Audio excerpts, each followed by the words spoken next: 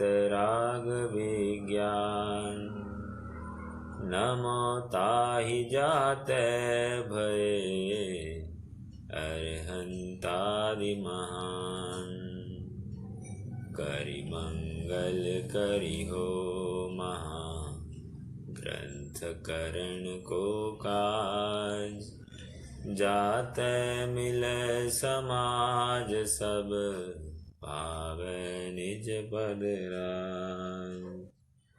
सो निज भाव सदा सुखद अपनो करो प्रकाश।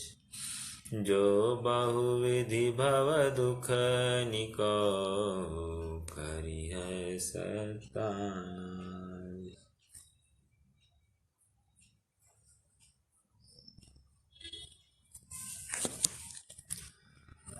भव सागर में यह जीव अपनी विपरीत मान्यता से कहो, अपनी कषाय से अत्यंत पीड़ित है, दुखी है।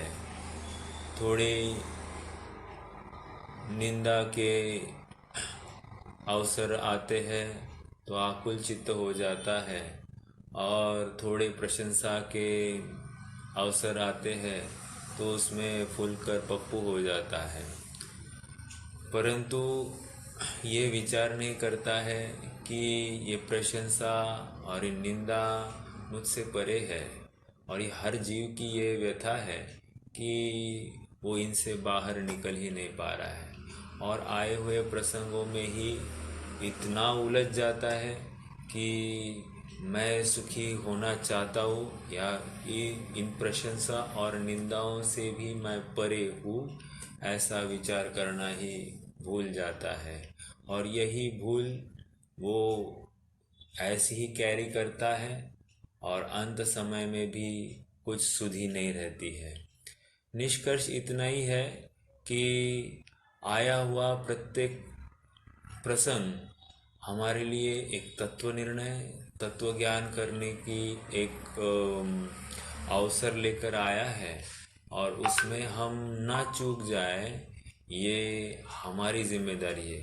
क्योंकि तत्व ज्ञान जो करता है वो निरंतर प्रयास करता है, क्योंकि वो ये निश्चित करता है कि मैं तो सुखी होऊंगा, चाहे बाहर में कोई भी प्रसंग हो जाए, मुझे तो सुखी होना है। चाहे अनुकूल लगे मुझे पर वस्तु या प्रतिकूल लगे पर वस्तु। पर वस्तु मतलब अपन 5 इंद्रियों के विषयों को ले रहे हैं, मन के विषय को ले रहे हैं। ये जितने भी इष्ट अनिष्ट लगे, सचमुच इससे भी कोई सुख दुख नहीं है। मैं सुख स्वभावी हूँ, और ऐसे शाश्वत सुख स्वभाव के आश्रय से ही यथार्थ या परमार्थ सुख की प्राप्ति होती है। बाकी जितना भी औपचारिक बाह्य सुख की बातें हैं वे सब काल्पनिक है, कल्पना जनित है। और क्यों कल्पना जनित इसलिए कह रहा हूँ क्योंकि एक प्रसंग से किसी को सुख बहुत होता हुआ दिखाई देता है, किसी को अल्प सुख होता हुआ दिखाई देता है, किसी को होता ही नहीं है। और ऐसे ही एक प्रसंग से किसी को दुख होता है, किसी को बहुत दुख होता है, और किसी को दुख होता ही नहीं है।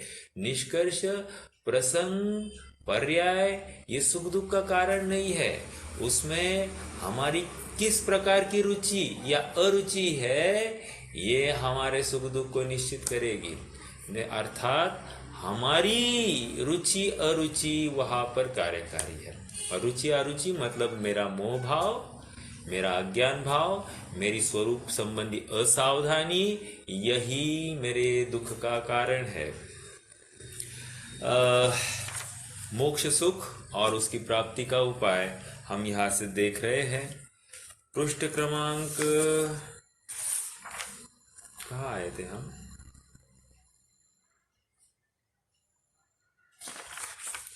पृष्ठ क्रमांक 73 हुआ था। हाँ, अंतराय का हुआ था, बहुत सही। हमने अंतराय कर्म के अभाव में इसको अब कोई बाधक कारण ही नहीं दिखाई देता है। दान देने में, लाभ होने में, भोग होने में, उपभोग होने में, इन संबंधी इसको कोई बाधक कारण नहीं दिखाई देता है। निष्कर्ष इसको लेकर अब कोई बाधक नहीं होने से पूर्णता आ जाती है। दान, लाभ, भोग, उपभोग और वीर्य। प्रश्न ये खड़ा हुआ है कि अब इनके पास शरीर नहीं तो किसको दान देंगे, आदि आदि सब उनको प्रश्न खड़े हुए हैं। उसकी हम थोड़ी सी फिर से एक बार चर्चा करते हैं। पृष्ठ क्रमांक 74 पर से चालू करते हैं। पहले 73 का प्रश्न पढ़ते हैं। दान, लाभ, भोग, उपभोग तो करते नहीं है, उनकी शक्ति कैसे प्रकट हुई? अभी ये कुछ करते हुए दिखाई देते नहीं है, तो क्या कह रहे हैं हम? देखिए, परमार्थ से अरहंतों में या तीर्थंकरों में ये घटित करके दिखाया है। जग को दे दी जग की निधिया, ये दान हो गया। समझ में आया? तो दान उनके माध्यम से भी होता है। अर्थात हम भगवान के पास जाते हैं तो भगवान हमको दान देते हैं। किस प्रकार? सुखी होने का जो उपाय है वो हमको मूक रूप से बताते हैं, तो ये भी एक प्रकार से दान है। और उन्होंने यहाँ जो कंपटीशन थी उसे कम किया, यह अपने आप में दान हुआ है। कंपटीशन कम हो गई तो क्या है? संघर्ष अपने आप कम हो जाता है, तो ये भी एक प्रकार से दान है। दूसरा, परमार्थ से तो दान, इन्होंने स्वयं को अपना स्वभाव की प्राप्ति करा दी है, यही दान हो गया। स्वयं को ही दान दिया, स्वयं को ही अपने स्वभाव का लाभ कराया, बार बार उसी स्वभाव का भोग हो रहा है तो उपभोग हो गया। बार बार उसी संबंधी भोग, उपभोग, वीर्य, उस स्वभाव को उत्कृष्टता प्राप्त करने के लिए जितना भी पुरुषार्थ देना था, ऐसा वीर्य स्वयं को ही दिया, अपने अनंत गुणों को दिया, यही वीर्य है। निष्कर्ष इतना है कि दान, लाभ, भोग, उपभोग सब उसी एक जीव में ही घटित हो रहे परमार्थतः। समाधान यहाँ से पढ़ते हैं। ये कार्य रोग के उपचार थे, रोग ही नहीं है तब उपचार क्यों करें? ये दान, लाभ, भोग, उपभोग ये क्या है? हमको भोग करने की इच्छा हो गई, तो ये रोग था कि नहीं था? ये रोग था। हमको कोई उपभोग करने की इच्छा हुई, उपभोग मतलब वस्त्र आदि, भोग और भोग मतलब भोजन संबंधी कुछ बातें। तो कह रहे ये जो भोग उपभोग होना था, ये तो मेरे अंतराय कर्म के उदय के अनुसार होना था, और मैं क्या करता था? दूसरों के आश्रित अपनी उस व्यवस्था को मानता था। यहाँ पर कह रहे मेरा ही पात्र खराब है, मैं दूसरे को कहा ताने मारूं। समझ में आया? तो दान, लाभ, भोग, उपभोग, वीर्य, इस संबंधी जो कोई तकलीफ थी वो अब हट गई, क्योंकि रोग ही नहीं बचा है, तो उपचार क्यों करना? इसलिए इन कार्यों का सद्भाव तो है नहीं। इसलिए सबसे अच्छी बात है कि इन सबसे रहित ही अवस्था, जिसको लेकर जीवन में या अपने आयु का क्रम में आकुलता के प्रसंग बनते हैं, वे प्रसंग ही नहीं आएंगे। कब नहीं आएंगे? जब वे अंतराय जनित जो कोई कर्म है वो ही नहीं रहेंगे, तो फिर क्या है? रोकने वाले कर्मों का अभाव हुआ, इसलिए शक्ति प्रकट हुई कहते हैं। जैसे कोई गमन करना चाहता था, उसे किसी ने रोका था, तब दुखी था, और जब उसकी रोक दूर हो गई तो जिस कार्य के अर्थ जाना चाहता था वह कार्य नहीं रहा, इसलिए गमन भी नहीं किया। वहाँ उसके गमन न करने पर भी शक्ति प्रकट हुई कही जाती है। उसी प्रकार यह भी जानना, तथा उनके ज्ञानादि की शक्ति रूप अनंत वीर्य प्रकट पाया जाता है। तो यह हमने कल अनंत वीर्य की भी चर्चा की। वो सामर्थ्य, उस ज्ञान को, उस सुख को झेलने का सामर्थ्य जो होता है, वो सब वीर्य अंतराय के अभाव में ही प्रकट होता है जीव को। आइए थोड़ा सा आगे बढ़ते हैं। ये घाती कर्मों की अपेक्षा से अर्थात संयोगी भावों की चर्चा हुई है।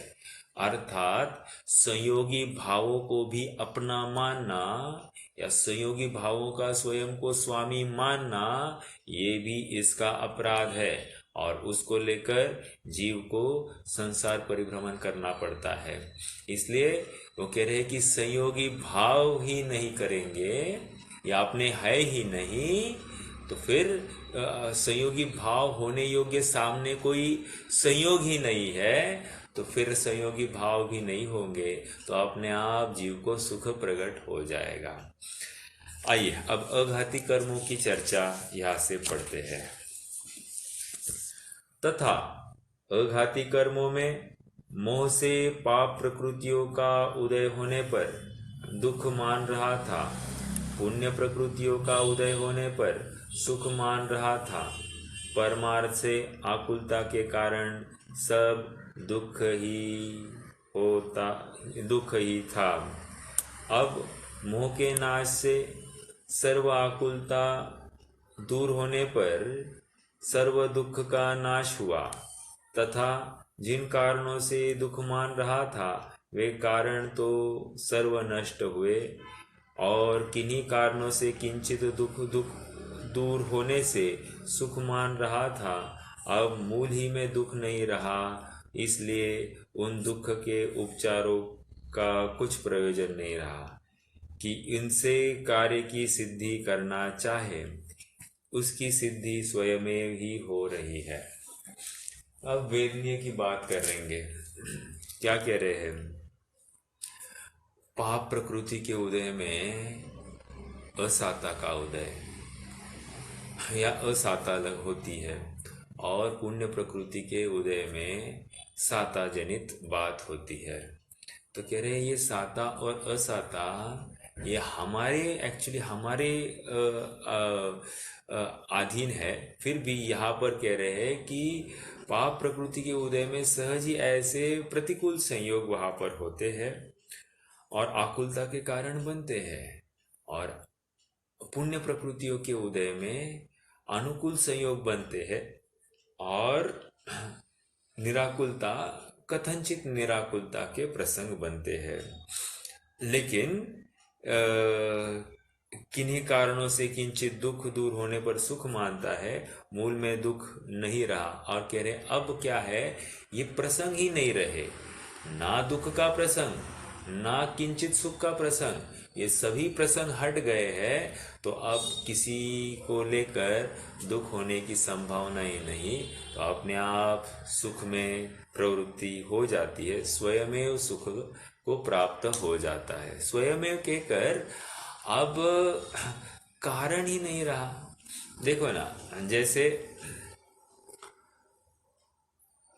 दो जन सामने हो तो अपने आप झगड़ा हो सकता है, लेकिन कोई सामने है ही नहीं तो झगड़ा करेगा किससे, और कर करके कितना देर कर सकता है? बिल्कुल नहीं कर सकता है। या फिर किसी ने मुझे ताना मारा तो मुझे आकुलता होगी, कोई सामने है ही नहीं ताना मारने के लिए, तो आकुलता क्यों होगी? तो ये ऐसी बात यहाँ पर है, बाहर कुछ है ही नहीं तो उसको लेकर अंदर भी कुछ भी फर्क नहीं पड़ता है। ओके, इसी का विशेष बतलाते हैं। वेदनीय में असाता के उदय से दुख के कारण शरीर में रोग क्षुधाधिक होते थे। अब शरीर ही नहीं तब कहा हो, अर्थात वेदनीय संबंधी असाता या दुख कहा हो, तथा शरीर की अनिष्ट अवस्था का कारण आताप आदि थे, परंतु अब शरीर बिना किसको कारण हो, तथा बाह्य अनिष्ट निमित्त बनते थे, परंतु अब इनके अनिष्ट रहा ही नहीं है। इस प्रकार दुख के कारणों का तो अभाव हुआ है। यहाँ पर ये कह रहे हैं कि सचमुच एक द्रव्य अपना जैन तत्वज्ञान का विचार करे, एक द्रव्य दूसरे द्रव्य के लिए निष्क्रिय है, वो दूसरे द्रव्य का कुछ करने में समर्थन नहीं है। ये बात बिल्कुल स्वीकार करते हुए भी जो निमित्त संबंधी ऐसा संयोग था, उस संयोग को भी यहाँ पर कह रहे हैं कि निमित्त भूत संयोग भी सचमुच जीव को अभी प्रभावित करने में समर्थ नहीं है। जितना निमित्त भी था वो निमित्त भी हट गया है, तो अब इसको प्रभावित करने के लिए बाहर में भी संयोग नहीं, और सहज ही अंदर में देखा जाए तो अंदर में भी पूर्ण स्थिरता इसकी हो गई है, ऐसी सहज योग्यता हमको दिखाई देती है। साता के, हाँ ये हो गया। अब थोड़ा सा आयु की चर्चा करते हैं। तो वेद नियम में मूल रूप से बाहर में कुछ बचा नहीं है, ये कह रहे हैं। थोड़ा अब आयु की तरफ, आयु नाम और गोत्र की बात आएगी। देखो, आयु का विचार करते हैं तो आयु सचमुच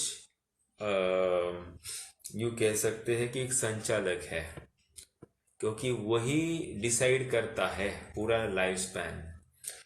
और आप सबको ज्ञात होगा कि अन्य मतियों में अफर लेख की चर्चा आती। अफर लेख मतलब क्या? अफर लेख मतलब जब भी कोई जीव जन्मता है तो उसके 6वें दिन उनके जो कोई भगवान है या नियंता है, वे आते हैं और इस जीव के जीवन में क्या क्या घटनाएं घटित होने वाली वो लिख कर चले जाते, उसको वे अफर लेख कहते हैं। लेकिन अपने यहाँ पर अफर लेख की बात नहीं है। दूसरा, ऐसी फिल्मी गाने भी हुए, जितनी चाबी भरी राम ने उतना चला चले खिलौना। तो खिलौना कहकर वहाँ पर फिर से राम ही आकर चाबी भरता है, ऐसी बात उनके यहाँ पर। देखो, एक गाना ऐसा विपरीत चलता है तो सहज ही सुनने वाले की कल्पना में कोई सेटिंग करता होगा, ऐसा विश्वास दृढ़ होते जाता है। लेकिन यहाँ पर कह रहे हैं कि ये आयु ये पूर्वबद्ध है, ये इसने स्वयं नहीं बांधी है, और जितने स्थिति कर लेकर आया है उतने स्थिति के लिए ये उस अवस्था में रहने वाला है। लेकिन ये आयु की भी बात यह है कि जो जीव स्वयं को वर्तमान में अजरामर देखता है, जन्म मरण से अतीत देखता है, तो सहज क्या होता है, अल्पकाल में, थोड़े ही काल में, मतलब वर्तमान भव में उसका कुमरण टलता है और कुछ ही काल में उसका मरण ही टल जाता है, क्योंकि इसने स्वयं को अजरामर तत्व देखा है। जरूरत हमको स्वयं को अजरामर तत्व देखने की है, अर्थात जन्म मरण से अतीत, संयोग से अतीत। ऐसा जब हम स्वयं को देखते हैं, स्वयं को स्त्री पुत्र या इस मनुष्य भव पूर्ता ही ना देखते हुए, उससे परे एक शुद्धात्मा जब हम स्वयं को देखते हैं, तो अपने आप में ये सभी आयु को लेकर जो कोई बातें थी वो सब हट जाती है।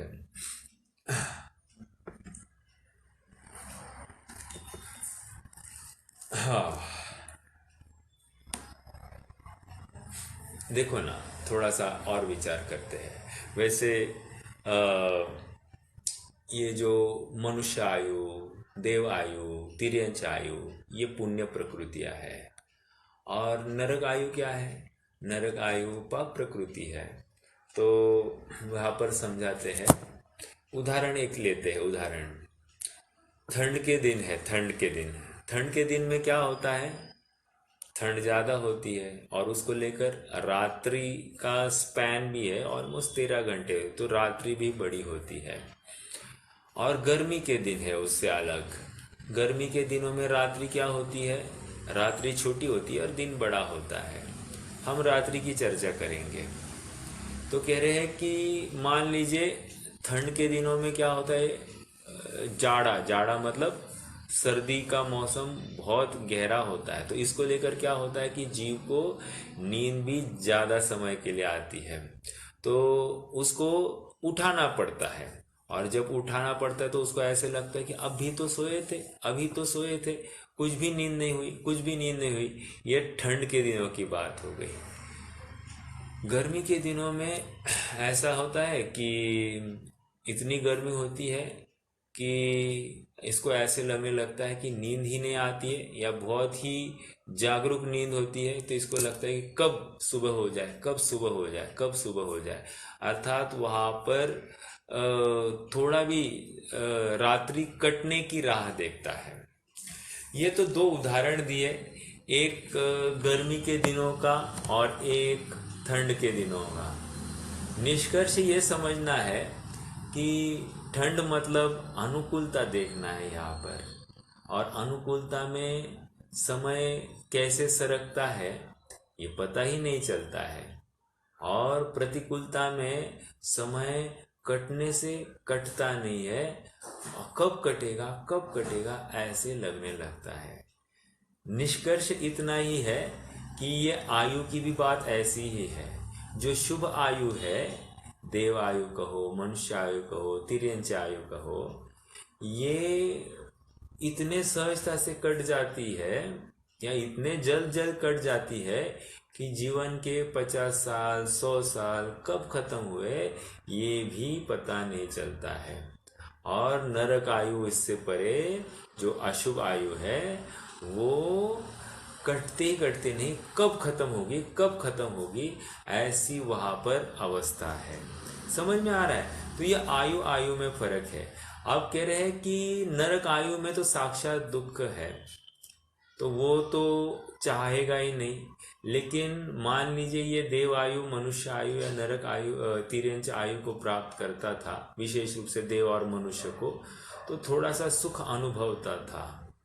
लेकिन अब कह रहे हैं ये आयु नामक कर्म ही नहीं रहा, तो आयु नामक कर्म नहीं रहा तो इसको अब ये धूप छाव का जो झमेला है वो भी नहीं रहा, क्योंकि बाहर में ऐसे कोई संयोग बचे ही नहीं है, या फिर दुख को लेकर मरण को लेकर जो दुख होता था ऐसी कुछ बात बची ही नहीं है। तो इसीलिए ये अब पूर्ण सुख को प्राप्त हुआ है। तो आयु के अभाव में इसको अब कोई भी बाधा आती हुई दिखाई नहीं देती है। आइए पढ़ते हैं थोड़ा सा और कुछ विचार करेंगे। तथा आयु के निमित्त से जीवन मरण था। अरे जीवन मतलब जन्म को लेकर जीवन, और अभाव को लेकर अर्थात संयोग के अभाव को लेकर मरण। वह मरण से दुख मानता था। देखो, जन्म से सुख नहीं कह रहे हैं, मरण को लेकर तो सभी जीव दुख मानते हैं। परंतु अविनाशी पद प्राप्त कर लिया अर्थात सिद्धावस्था प्राप्त हो गई, इसलिए दुख का कारण नहीं रहा। देखो, ये इतनी बात हम पढ़ रहे हैं, सुन रहे हैं, क्या हमको भाव भाषण हो रहा है कि हाँ यहाँ पर सुख है, मैं अब पुरुषार्थ करूँ, सिद्ध अवस्था में पहुँचने योग्य है, ऐसा एक उत्साह, ऐसा एक वीर रस हमें प्रकट होता है? यदि प्रकट होता है तो हमको इस विषय का भाव भाषण हो रहा है। पंडित साहब जो हमारे गले उतारना चाहते हैं वो बात हमको हजम हो रही है। यदि ऐसा पुरुषार्थ नहीं हो रहा है, यदि हमको यहाँ पर ही ठीक लग रहा है, मान लीजिए प्रतिकूल संयोग हट जाए तो मैं सुखी, अनुकूल संयोग बने रहे तो मैं सुखी, ये इतने में ही ये संतुष्ट है, तो समझना चाहिए कि इसको मोक्ष की चाह नहीं है, सुखी होना नहीं है। ओके, ये प्राप्त पर्याय में ही थोड़े से कुछ गिने चिने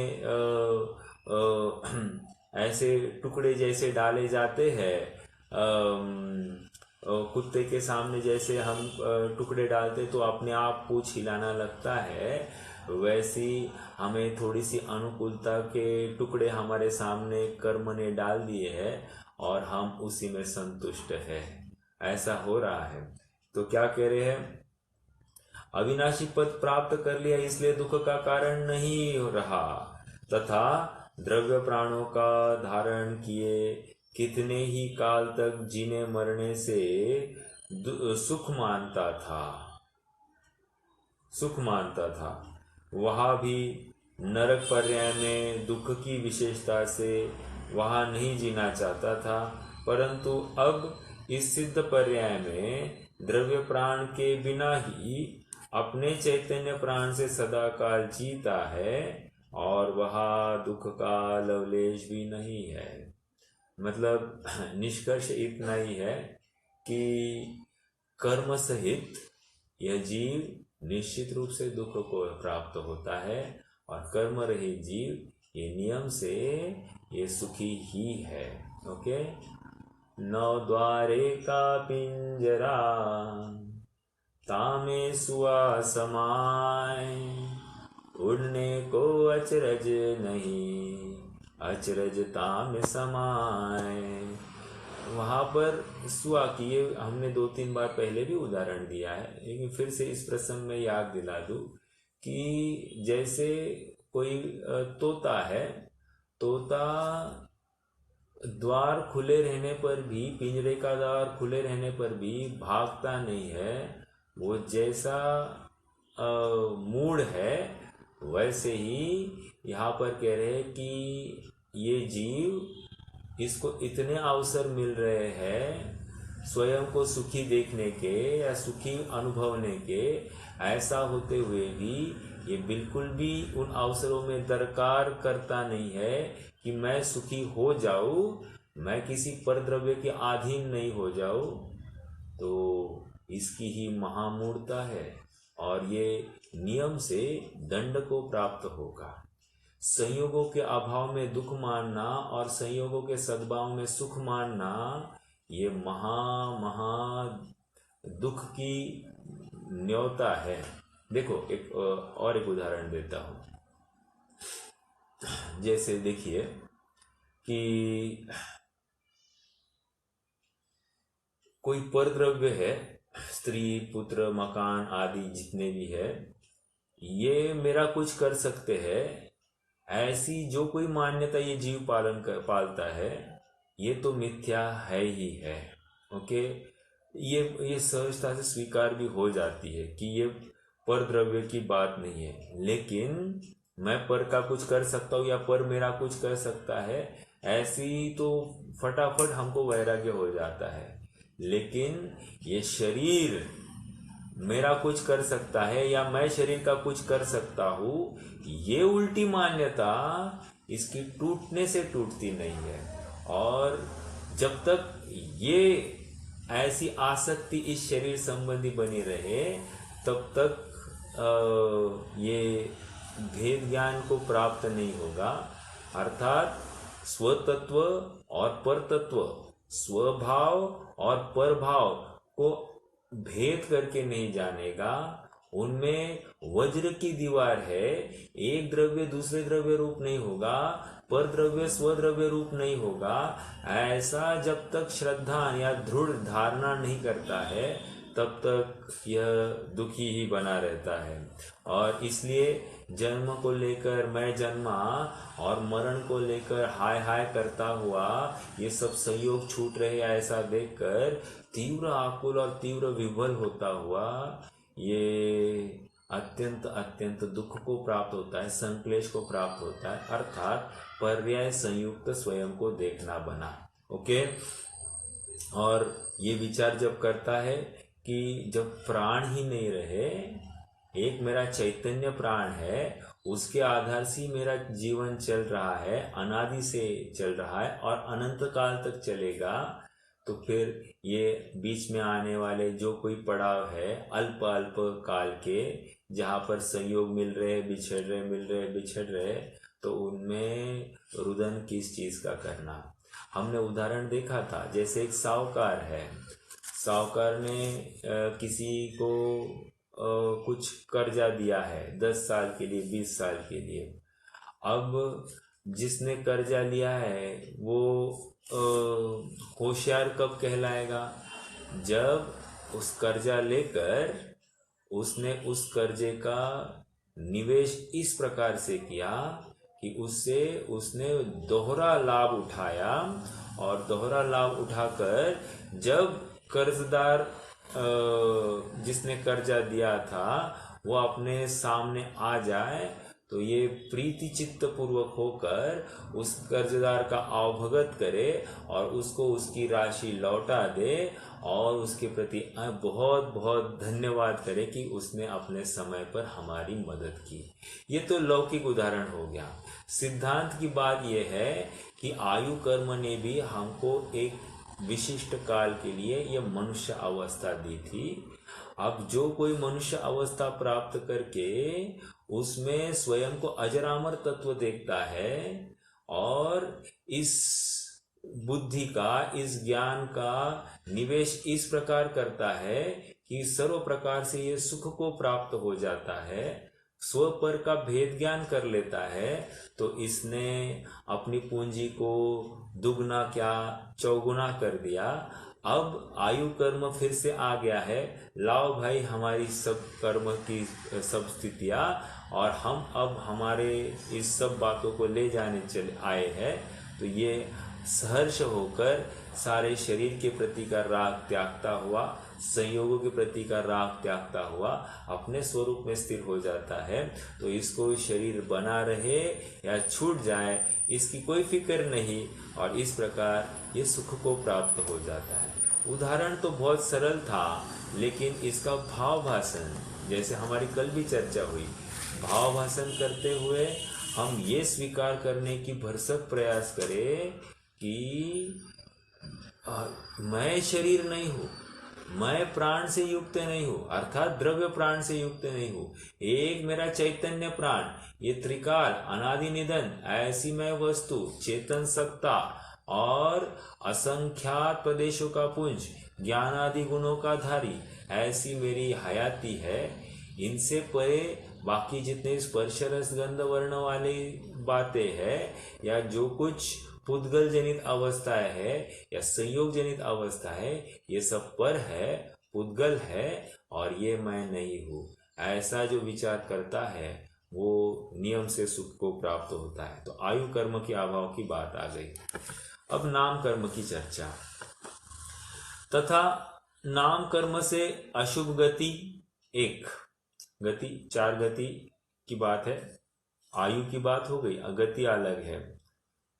5 जाति आदि होने पर दुख मानता था। अशुभ गति मिली तो दुख, अशुभ जाति मिली तो दुख, और अब उन सब का अभाव हुआ, दुख कहाँ से हो, अर्थात गति का ही अभाव हुआ तो दुख का कारण नहीं बना, तो अपने आप ये सुख में स्थित है। तथा शुभ गति शुभ जाति आदि होने पर किंचित दुख दूर होने से सुख मानता था, परंतु अब उनके बिना ही सर्व दुख का नाश और सर्व सुख का प्रकाश पाया जाता है, इसीलिए उनका भी कुछ प्रयोजन नहीं रहा। देखो ये सारा अघाती कर्मों की या कर्मों की जो कोई अभाव की बात कर रहे हैं कि कुछ अपेक्षा में वहां पर दुख है, कुछ अपेक्षा में अल्प सुख है, और एक अपेक्षा में पूर्ण सुख है। ये एक्चुअली यहाँ पर अतिशायन हेतु की बात कर रहे हैं। व्हाट इज अतिशायन हेतु? अतिशायन हेतु मतलब एक उदाहरण दिया, जैसे किट्ट कालिमा से युक्त सोना एक, ओके। दूसरा उदाहरण, फिर दूसरी बात क्या की, हमने उस किट्ट कालिमा से युक्त स्वर्ण पाषाण को हमने उसको तपाया, ताव दिया, ताव देने से 1 ताव दिया, 2 ताव दिया, 3 ताव दिया, 4 ताव दिए, तो इससे क्या हुआ, उसमें जो कोई इम्प्यूरिटी थी, इम्प्यूरिटी हटती गई और प्यूरिटी बढ़ती जाने लग गई। ये क्या हुआ, थोड़ा सा शुद्धता की तरफ जाने लग गया, और फिर ऐसा करते चौथा, पांचवा, छठा, ऐसा करते करते 12वां, 13वां, 14वां, 15वां और 16वां, जैसे ही 16वां ताव दे दिया तो पूर्ण शुद्ध स्वर्ण की प्राप्ति हो गई। तो कह रहे ये अतिशायन हेतु है। तो इससे क्या हम, ये तो दृष्टांत हो गया, सिद्धांत क्या घटित कर रहे हैं कि जैसे ज्ञानावरण आदि कर्म का जिसको तीव्र उदय है, ऐसा एक जीव ले लो, जिसको अल्प उदय है, ऐसा एक जीव ले लो, तो दोनों की ज्ञान सामर्थ्य में फर्क है कि नहीं है? तो ऐसा ही कह रहे हैं, ऐसा ये आवरण घटते घटते घटते घटते घटते इतना हो सकता है कि इतना अभाव हो सकता है कि आवरण ही ना रहे, तो वो जो अवस्था होगी वो पूर्ण सुख की ही होनी चाहिए, अन्य कोई भी होनी नहीं चाहिए। कौन सा है श्रेयांश वो आप्त मीमांसा का? अतिशायन, अतिशायना। हाँ, दोषावरणयोर्हानि निःशेषा अस्तितिशायनात् क्वचिद् यथा स्वहेतुभ्यो बहिरंतरमलक्षय। बहिरंतरमलक्षय क्वचिद् यथा स्वहेतुभ्यो, अर्थात किसी हेतु से हम ऐसा भी निश्चित कर सकते हैं कि बहिरंतर मल के क्षय से युक्त, बाह्याभ्यंतर मतलब बहिरंग मल और अंतरंग मल, इन दोनों से रहित ऐसी भी कोई अवस्था हो सकती है, जैसे वह स्वर्ण पाषाण की बात हो गई थी। तो ये आप नोटिस करना, हर कर्म के इसमें थोड़ी सी दुख, फिर अल्प सुख और पूर्ण सुख, ये ऐसी बात कर रहे हैं। ओके, नाम कर्म से भी वही कह रहे हैं। मान लीजिए मेरे यशस कीर्ति नाम कर्म का उदय है, तो सामने वाला मेरी तारीफ ही करने वाला है, और यदि मेरी यह यशस कीर्ति का उदय है तो सामने वाला मेरी निंदा कर सकता है। अब प्रश्न ये है, ये तो कर्म उदय के अनुसार है, हम यहाँ पर क्या कर सकते हैं? तो कह रहे हैं कि अनेक नीतिकारों ने कहा है, life is 1% what happens to you and 99% how you react to that particular situation। अर्थात ये इस प्रकार है, लाइफ इज लाइक कार्ड्स, और ये कार्ड्स हम कैसे यूज करते हैं उसके हिसाब से हमारी हार जीत निश्चित होती है। यदि मान लीजिए हम कोई गेम खेल रहे हैं कार्ड का, 7-8 खेल रहे हैं, 7-8 मालूम होगा आपको, 7-8 या 5-3-2 ये जो कुछ है, हमारे पास बहुत ही हल्के पत्ते आए हैं, लेकिन हम उनका इस प्रकार से चयन करते हैं कि हमको भले ही पत्ते ठीक नहीं आए हो लेकिन हम नुकसान में नहीं जाते हैं। तो ये क्यों हुआ? सही पत्ता सही समय पर डालने की अपेक्षा। तो वैसे ही यहाँ पर कह रहे हैं कि जीवन में हमारे पास कैसे कार्ड्स आए, अर्थात कैसे प्रसंग बने, कैसे प्रसंगों का बनाव बने, ये तो हमारे हाथ की बात नहीं, लेकिन उन प्रसंगों में हम कैसे रिएक्ट करें ये हमारे ही हाथ की बात है। इसलिए एक होती है तकदीर और एक होती है तकबीर। तकबीर, ओके, ये उर्दू शब्द है। तकदीर मतलब हमारा उदय क्या होने वाला है, और एक है तकबीर, अर्थात अब हम उस उदय में हम क्या करने वाले हैं वो।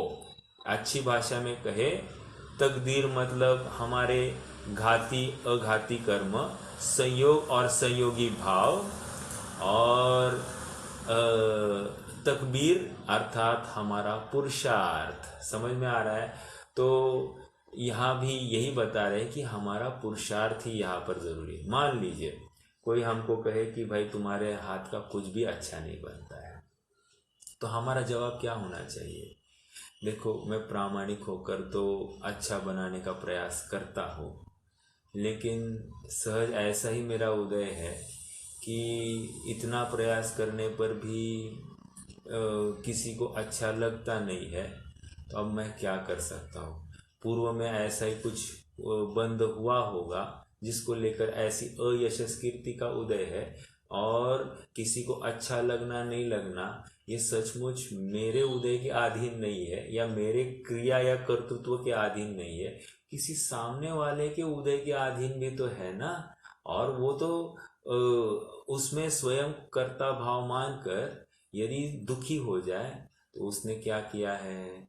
सुखी होने के रास्ते से स्वयं को अवरुद्ध किया है, तत्व ज्ञान से वंचित हुआ है। और यहाँ पर सुखी होना है तो तत्व ज्ञान करना ही होगा। क्योंकि तत्व ज्ञान ये हमारे हाथ की बात है। किसी ने हमारी निंदा करना या प्रशंसा करना ये हमारे अधीन बात नहीं है। यशस कीर्ति का उदय होना, तब वो कोई सामने वाला हमारी प्रशंसा करता हुआ दिखाई देगा। अयशस कीर्ति का उदय है तो सामने वाला कोई निंदा करता हुआ दिखाई देगा। ऐसे होते हुए भी उस प्रसंग में हम तत्व ज्ञान कर सकते हैं, ये हमारे हाथ की बात है। बाजी हमारे हाथ में ही है, दूसरे के हाथ में नहीं है। इसलिए हमेशा उदाहरण वही दिया जाता है कि मुझे सुखी होना है तो मैं तय करूंगा कि कौन प्रसंग मुझे सुखी कर सकता है या दुखी कर सकता है, या फिर प्रसंग से मैं सुखी दुखी नहीं होता हूँ, ये निश्चित करके मैं तत्व अभ्यास से ही सुखी होने का प्रयास करूंगा। ये अभ्यास है और इसके लिए बहुत समर्पण चाहिए, विशेष जिनवाणी के प्रति हमारी श्रद्धा चाहिए। निरंतर जिनवाणी की, जिन वचनों की चिंतन मनन घोलन चाहिए, जिसको लेकर मैं सुखी हो सकता हूँ। मात्र प्रतिक्रमण का पाठ पढ़ो तो काम हो गया, नहीं चलेगा। मात्र सामयिक करके बैठ जाओ, नहीं चलेगा। मात्र मेरी भावना पढ़ो तो नहीं चलेगा। वहाँ के शब्दों का, जिन वचनों का भाव भाषण किए बिना स्वयं कभी भी सुखी नहीं हो सकता। ये जिनवाणी है, ये जिनवाणी हमारे प्रत्येक सांस में भरनी चाहिए, तब जाकर ही यह जीव सुखी हो सकता है। निष्कर्ष इतना ही है कि मेरे सुखी होने में और दुखी रहने में बाधक कौन है? बाधक मैं स्वयं हूँ, अर्थात मेरा अज्ञान ही है। इसलिए सबसे पहला शब्द इस संसार दुख और उसका वर्णन, उसका कारण कहते हुए पंडित साहब ने स्पष्ट कह दिया। प्रथम तो इस जीव को, यह जीव मिथ्या भाव, अज्ञान और असंयम से दुखी है। उन्होंने वेरी वेरी क्लियरली मेंशन कर दिया है, बाकी दूसरा कुछ नहीं, यह दुख का कारण है। अब देखो एक एक शब्द में कितना वजन है, जितना विचार करे उसके ऊपर, जितनी गहराई में जाए उतने रहस्य खुलेंगे, और जितने रहस्य खुलेंगे उतनी हमारी पर्याय संबंधी सहजता प्रकट होती है। बहुत विशेष है, रोग आ जाए, शोक के कारण बन जाए, कितना सहज रहना है, ये हमको जिनवाणी सिखलाती है। जीवन जीने की कला ये जिनवाणी सिखलाती है। और हम जिनवाणी पढ़कर भी हम जिए नहीं तो हमारे जैसा अभागा और कोई नहीं होगा। हमारे क्या कहें, दुर्भाग्य की महिमा भगवान भी नहीं कर सकते हैं। समझ में आ रहा है? आइए थोड़ा पढ़ते हैं। नाम कर्म की चर्चा हो गई। नाम कर्म के 93 भेद है। यशस कीर्ति, अयशस कीर्ति, सुस्वर, दुस्वर, प्रशस्त विहाय गति, अप्रशस्त विहाय गति, आदि आदि ये कर्म प्रकृतियां है। 6 संस्थान है, 6 सहनन है, ये सब प्रकृतियां है। और इनसे स्वयं का स्ट्रांग होना या स्ट्रांग नहीं होना, अच्छा मानना या नहीं मानना, ये सब कह रहे कर्म सापेक्ष है, संयोग सापेक्ष है। और जब संयोग ही नहीं रहे हैं तो ये जीव को दुखी कराने के लिए कोई भी समर्थ नहीं है। तथा अब गोत्र कर्म की बात। तथा गोत्र के निमित्त से नीच कुल प्राप्त होने पर दुख मानता था। अब उसका अभाव होने से दुख का कारण नहीं रहा।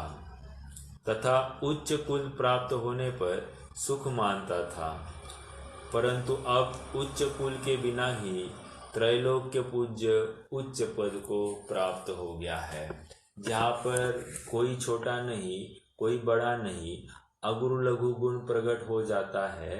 अर्थात ये सीनियर और मैं जूनियर, ये बड़े हाइट वाला, ये बड़ा ज्ञानी, और ये अल्प हाइट वाले या अल्प कद वाले ये छोटे ज्ञानी, ऐसा वहाँ पर भेद नहीं है, सभी समान है, अगुरु लघु।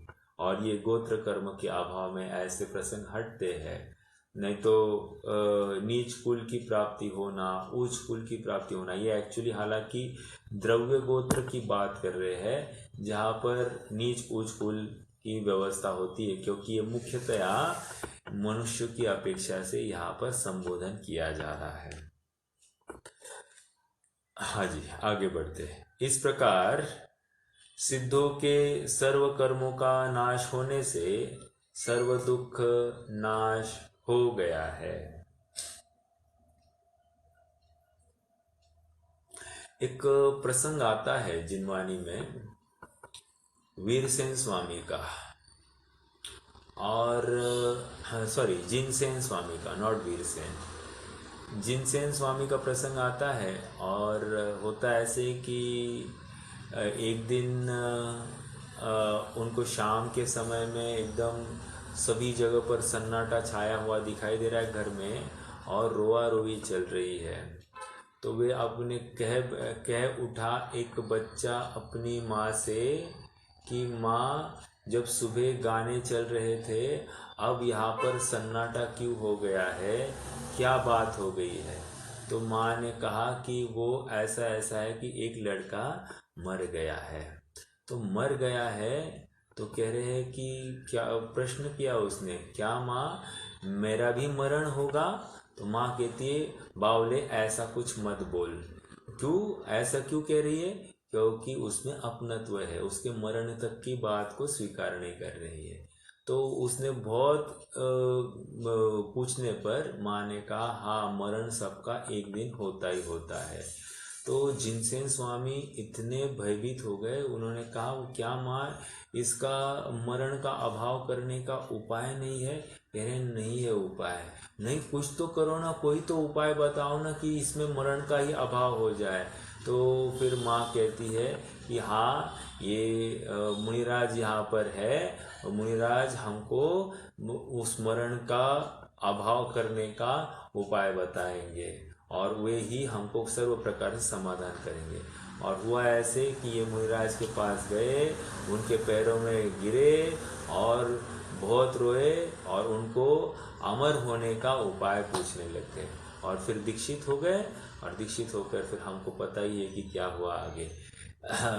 अर्थात वीरसेन स्वामी धौला के कर्ता, और उनका ही पद आगे जिनसेन स्वामी ने चलाया, जो उत्तर पुराण आदि जिन्होंने लिखा, आदि पुराण लिखा, ये सब इनकी कृतियाँ। और जिनसेन स्वामी के ही शिष्य गुणभद्र स्वामी, जिन्होंने आत्मानुशासन आदि ग्रंथ लिखे, ये परंपरा। और उनके शिष्य, ऐसा कहा जाता है कि अमृतचंद्र स्वामी उनके शिष्य। तो ये ऐसी परंपरा चल रही है।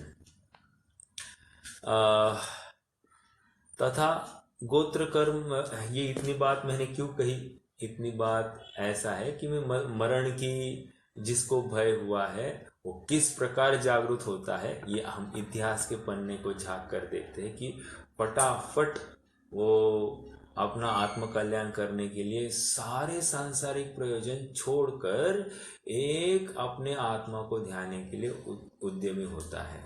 फिर मैंने इतना पैसा कमाया, मैंने इतने सहयोग जुटाए, मेरा ये स्टेटस है, आदि आदि सब बातों को गौण कर लेता है, और स्वयं को एक शुद्धात्मा देखने के लिए प्रवृत्ति करता है। इस प्रकार सिद्धों के सर्व कर्मों का नाश होने से सर्व दुख का नाश हो गया है। दुख का लक्षण तो आकुलता है। ये अंडरलाइन दिस वर्ड, ये लाइन, ये सेंटेंस अंडरलाइन करना। क्या कहा? दुख का लक्षण तो आकुलता है। मतलब अब देखो, एक गाइडलाइन मिली है, पंडित साहब ने हमको गाइडलाइन दी है। जब जब भी जीवन में ऐसे प्रसंग आ जाए कि हमको आकुलता होने लग जाए, तो समझना ये दुख की निशानी है। मान लीजिए भूख लग रही है, भोजन नहीं मिल रहा है, कब मिलेगा कब मिलेगा, ऐसी आकुलता बढ़ रही है, समझना मैं दुखी हूँ। या फिर कोई आने वाला था, आ नहीं रहा है, हम उसकी राह देख रहे हैं, कब आएगा कब आएगा कब आएगा, ये आकुलता है, ये दुख की निशानी। समझ में आ रहा है? कोई चीज खरीदनी है और वो हमारे रेट में नहीं आ रही है, और जब तक नीचे नहीं आती है निरंतर उसको मॉनिटर करते रहना, उसके पास में कुछ व्यवहार करते रहना, वार्तालाप करते रहना, ये आकुलता की निशानी, ये जीव दुखी है। समझ में आ रहा है? हर जगह पर शरीर ये ठीक नहीं रह रहा है, जब तक ये ठीक नहीं होवे तब तक उसकी व्यवस्था करते रहना आकुलता है, दुख की निशानी। प्रत्येक जगह पर लगा सकते, जिस जिस कार्य में उद्यम हो रहा है, मैं धन कमाने के लिए प्रवृत्ति करूं और धन मेरे अनुसार आए, ऐसी निरंतर ताकते रहना, कह रहे ये भी आकुलता है, और आकुलता सो दुख है। समझ में आया? हर जगह पर हम लगा सकते हैं। कोई कहे कि बहुत धन आ रहा है, तो अब इसको ऐसे लगने लगा कि बहुत आ रहा है, अब तो रुक जाए, ये रुकने का भी उसको विकल्प आता है, ये भी आकुलता है और ये भी दुख है। मैं किसी से बड़ा हो जाऊं, मेरी नाम शोहरत बढ़ जाए, ऐसी जिसकी कल्पना है, यह आकुलता है और यह आकुलता दुख है। मैं सुंदर दिखूं, मैं वर्तमान में कुरूप हूं, ऐसी कल्पना हो जिसको होती है, यह आकुलता है और यह आकुलता दुख का लक्षण है। मैं बहुत पैसा कमाऊं, बहुत सुंदर दिखूं, मेरा स्वास्थ्य अच्छा रहे, मैं बहुत काल जीऊं, आदि आदि, ये जितनी भी बातें हैं, मेरा बहुत यश फैले, ये जितनी भी कल्पना होती है, ये आकुलता है और आकुलता दुख है। समझ में आ रहा है? मतलब मैं आज जाऊं और मुझे कोई बाधा ही नहीं आए रास्ते में, ये जितनी भी कल्पना है आकुलता जनित है, आकुलता है सो दुख है। मैं जा रहा था रास्ते से, कोई पंछी ने आकर मेरे कपड़ों के ऊपर या शरीर के ऊपर कोई विष्ठा ही डाल दी, ये ना हो ऐसी कल्पना, सो ये दुख, और होने पर जितनी भी संक्लेश बने हैं वो भी दुख। समझ में आ रहा है? तो हर जगह पर मैं कोई खेल खेल रहा हूँ, खेल खेलते समय मैं जीत ही लूं, हार नहीं होनी चाहिए, ऐसी जो कल्पना, ऐसी जो भावना, ये अपने आप में आकुलता है और यह आकुलता दुख है। अब तो खेलने की बात थी, मैं मान लीजिए स्वयं नहीं खेल रहा हूं, मैं किसी को खेलते हुए देख रहा हूं और एक पक्ष जीते और दूसरा हारे, ऐसी जो विचारधारा, ऐसी जो कल्पना, ऐसी जो भावना, ये अपने आप में आकुलता है और यह आकुलता सो दुख है। और इन सब आकुलताओं से होता क्या है? इन सब आकुलताओं से बीपी बढ़ता है और बीपी बढ़ने से हार्ट अटैक आदि, या हमारा पूरा जो कोई केमिकल इम्बैलेंस है, सब इसी के आधार पर है। तो जितने इच्छावान ये जीव है या जितने तृष्णावान ये जीव है, उतनी इसकी आकुलता है और उतनी आकुलता ये दुख की निशानी। भले ही बाहर में हमको कोई परेशान होता हुआ नहीं दिखाई दे, जैसा अभी किसी के पास में इतनी लग्जरीज है, उसकी आकुलता हमको शायद कम दिखाई दे, लेकिन उसको कैसे परखे उसकी आकुलता? ये लग्जरीज हटा दो, अब उसको परखो, अब देखो उसको धूप में लाकर खड़ा करो तो ये विह्वल होने लगता है, ये उसकी आकुलता है, दुख की निशानी है। भले ही वर्तमान में अनुकूलता में नहीं दिखाई दे रहा है, लेकिन है तो दुखी ही है। काम वाले आ रहे हैं तो नहीं आ रहे हैं तो दुखी, अच्छे से काम नहीं कर रहे हैं तो आकुलता, वो दुखी, उनका पेमेंट बढ़ाना पड़े घटाना पड़े, जो कुछ है काटने का विकल्प है, छुट्टी ली है उसको लेकर आकुलता है, सो दुखी, वो आकर झगड़ा ना करे और कुछ ना करे, सो दुखी। बहुत सारी बातें हैं। अभी आपको एक बीच में घटना अभी जस्ट सुनी कि किसी ड्राइवर को काम से निकाल दिया, तो उस ड्राइवर ने उस मालिक के गाड़ी का पूरा कांच वाच फोड़ के कुछ आग ही लगा दी। मतलब ये इतनी विकृति, कहने की बात, हमारे साथ कुछ भी हो सकता है, ऐसा कुछ अघटित अकस्मात ना हो, ये ऐसी आकुलता बनी रहती है। यह आकुलता सो दुख है। हम इंश्योरेंस निकालते हैं वो किसकी निशानी है? आकुलता की निशानी है, सो दुख है। ये 7 प्रकार के भयों की चर्चा कर रहे हैं। वो क्या है? आकुलता है, सो दुख है। प्रत्येक स्तर पर आप नोटिस करेंगे, जब जीव आत्मा के बाहर है वहां पर आकुलता है, और ये आकुलता स्वयं में दुख है। देखो, एक ही एग्जाम्पल है, इसको कितना हमने एलेबरेट किया। मतलब एक एक प्रसंग उठाकर देखे, एक एक क्षण का अपना परिणाम, और उस परिणाम किस में गया है? आकुलता में गया है या निराकुलता में गया है? हम उसका विभाजन करके देखे तो हमको दिखाई देगा कि 99.99% हम आकुलता में ही जी रहे हैं। 99 क्या 100% ये जीव आकुलता में जी रहा है। तो ये सुखी कहाँ से हो? समझ में आ रहा है? आइए बढ़ते हैं आगे। और आकुलता तभी होती है जब इच्छा हो, परंतु इच्छा का तथा इच्छा के कारणों का सर्वथा अभाव हुआ है। 2 बातें कही, इच्छा का अभाव, मोह का अभाव, इच्छा के कारणों का अभाव, संयोगों का अभाव। तो इससे क्या हुआ? संयोगों का अभाव मतलब अघाती कर्म का अभाव, और इच्छा का अभाव मतलब घाती कर्म का अभाव। तो इससे क्या हुआ? इसलिए निराकुल होकर सर्व दुख रहित अनंत सुख का अनुभव करता है, क्योंकि निराकुलता ही सुख का लक्षण है। अंडरलाइन दिस, निराकुलता ही सुख का लक्षण है। मतलब कहीं ना कहीं जो कोई उद्यम होता है वो आकुलता है, और आकुलता सो दुख। और जब उद्यम का अभाव ही हो गया और इच्छाएं भी समाप्त हो गई, तो अपने आप ये निराकुलता प्रकट हो गई, और यही सुख है। सुख क्या है ये पूछने की जरूरत नहीं, यही सुख है। ओके, आइए आगे बढ़ते हैं। संसार में किसी प्रकार निराकुल होकर सभी सुख मानते हैं। पॉइंट नंबर 1, किसी प्रकार मतलब अल्प अनुकूल संयोगों की प्राप्ति में सुख मानना या कषाय की कमी होना। जहां सर्वथा निराकुल हुआ वहां सुख संपूर्ण कैसे नहीं माना जाए? क्वचित यथा स्व हेतुभ्यो बहिरांतरम अलक्षय। अर्थात जिस प्रकार अल्प 4 ताव देकर 5 ताव देकर थोड़ी शुद्धता हम मानते हैं, तो फिर 16 ताव देकर हम पूर्ण शुद्धता क्यों नहीं माने? जैसे 2 मिनट 4 मिनट 5 मिनट में जो चावल हमने सीजने के लिए रखे हैं वे अल्प सीजे हैं, ऐसा हम मानते हैं। तो फिर 15-20 मिनट के बाद में वो पूर्ण सीज जाएंगे, ऐसा हमको कब प्रश्न रहता है? नहीं रहता है। इसका मतलब कहीं ना कहीं 3 मिनट 4 मिनट 10 मिनट के बाद में पूर्ण नहीं सीजे है, लेकिन अध पके तो है।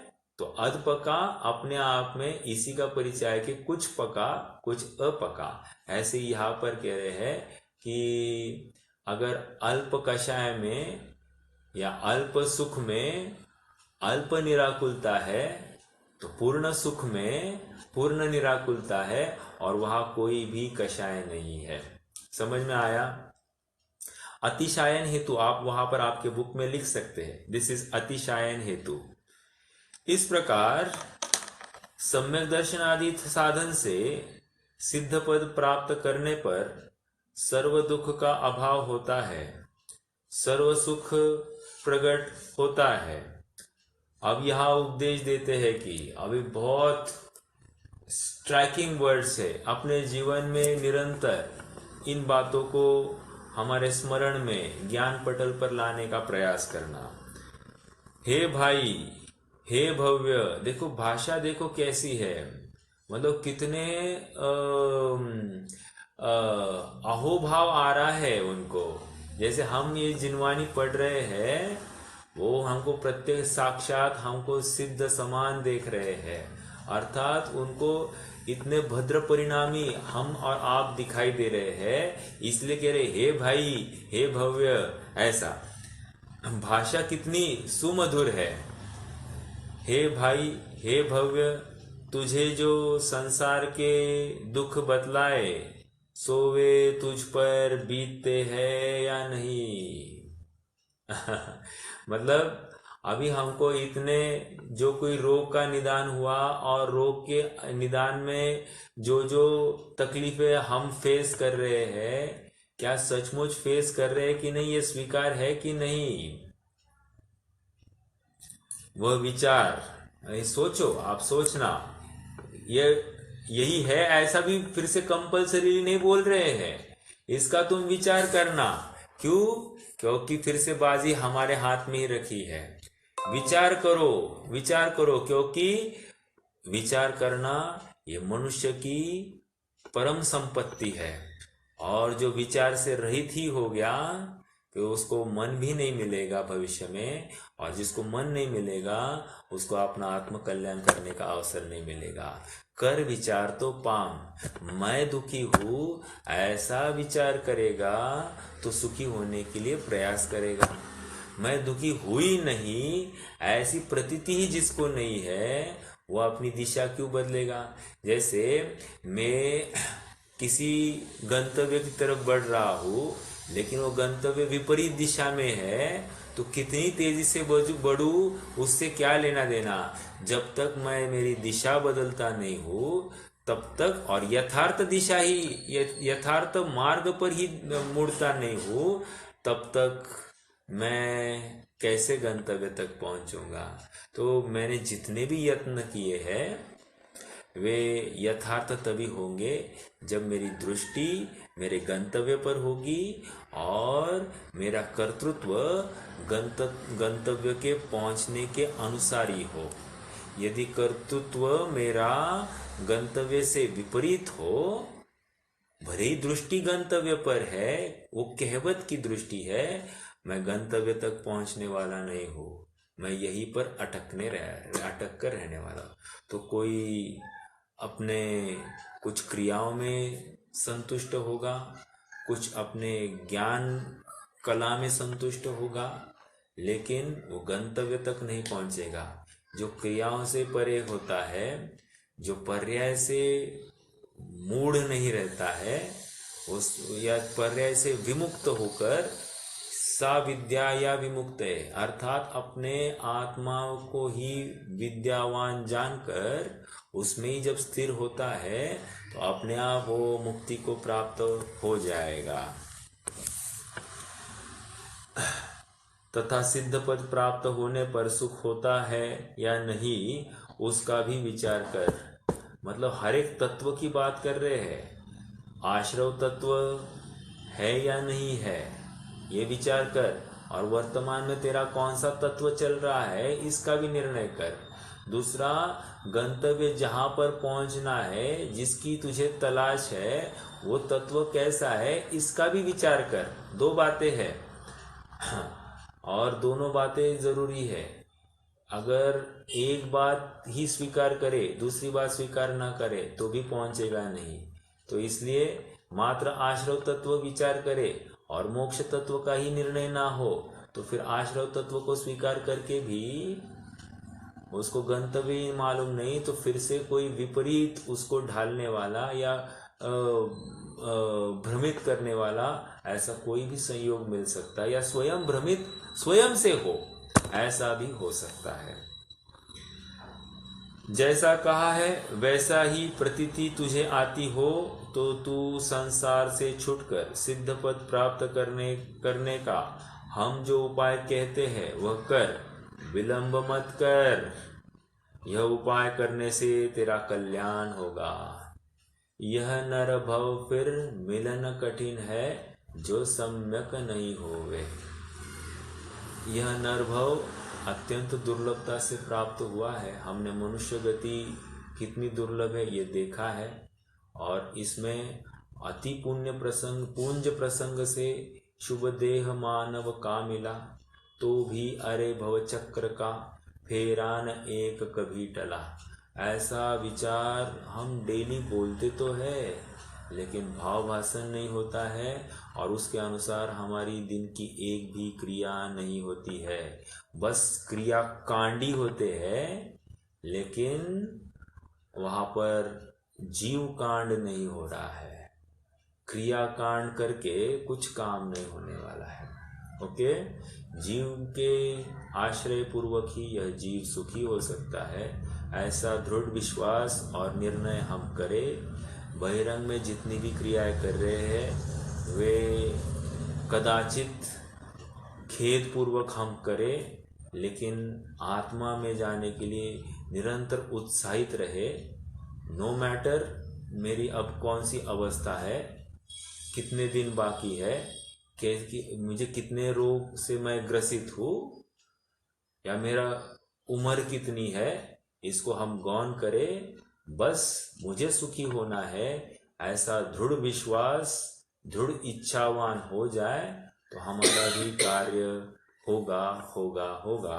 ऐसे पंडित साहब हमको आश्वासन दे रहे हैं। इति श्री मोक्ष मार्ग प्रकाशक शास्त्र में संसार दुख का तथा मोक्ष सुख का निरूपक तृतीय अधिकार पूर्ण हुआ। ऐसी बात यहाँ पर पंडित साहब ने रखी है। संसार दुखों का वर्णन किया और फिर मोक्ष सुख, मोक्ष और उसका सुख और उसका उपाय, इन सब की चर्चा यहाँ पर आई। ठीक है, एक भेद ज्ञान ही महामंत्र है, ऐसा हम विचार करें और उसका आश्रय लेकर हम सर्व सुख संपन्न हो जाए। उस भव्य दिव्य अनुपम गति को हम और आप शीघ्र अतिशीघ्र प्राप्त करें, यही मंगल भावना। ओम नमः। कुछ प्रश्न है तो आप पूछ सकते हैं, नहीं तो फिर जिनवानी स्तुति करेंगे।